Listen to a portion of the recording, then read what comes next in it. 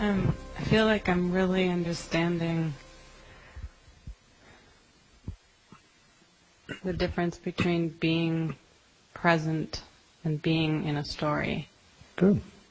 You mean you understand it or you're experiencing it? I'm experiencing. That's much better. That's why I stopped myself. Right.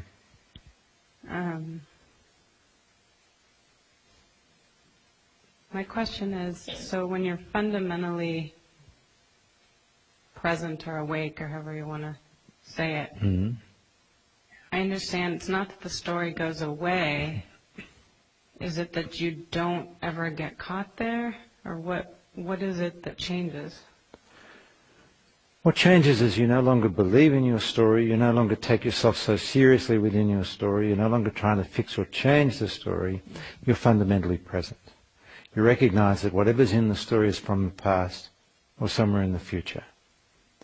And so you stop tampering with the story and just you stop tampering with the story, you stop trying to fix the story.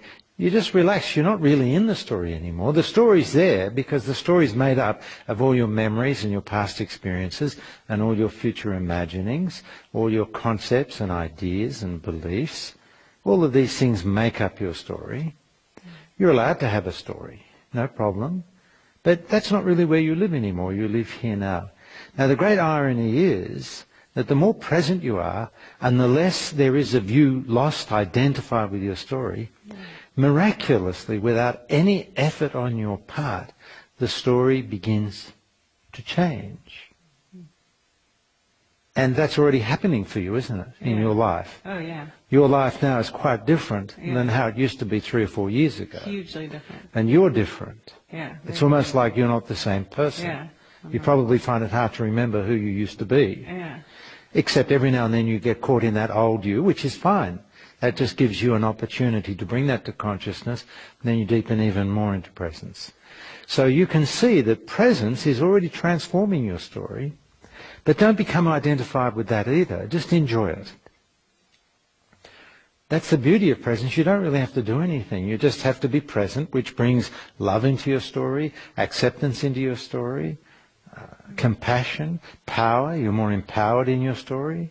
You know what you want, you know what you don't want, you're no longer a victim. Or if you fall into victim, you recognize it. It doesn't take long to bring yourself out of that victim state. You know what I'm saying? Yeah. This is how it is. But the story remains. It's just your past and future memories and imaginings. It's just everything outside of this moment. If the story disappeared, we'd have to find you a nice cave somewhere to sit in, maybe in India, and give you a little bowl to put food in, and you wander around in some yellow robes, and people hopefully will give you a little food. Yes, I don't have to get rid of the story. I think that's where the confusion No, nobody's getting rid of the story. How do you get rid of the story? When the moment you go into your mind, the story is there. And you have to go into your mind if you're going to participate in the world of time. The world of time is where your story is. You're transcendent of your story in the world of now. Those two can coexist beautifully. It's just when you're caught in the story without any access to presence, the story doesn't really know what to do. Ego doesn't know what to do except beat you up, judge you, try and make you better, repress the feelings, make the story a little less painful. But there's no escape from the story. Maybe you go and see a psychoanalyst and you can psychoanalyze yourself within the story.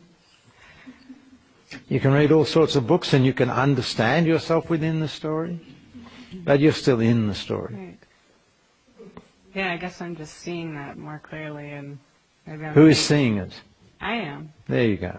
Yeah, I find it fascinating. Who is fascinated? Careful, fascination can be dangerous. Yeah, maybe that's the wrong word.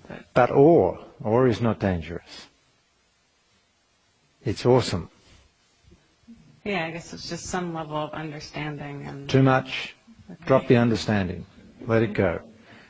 Thank you. You know nothing. Okay. That's the best thing anybody could say. I know nothing. That reminds me of a Faulty Towers episode. When Manuel said, I know nothing. I love that.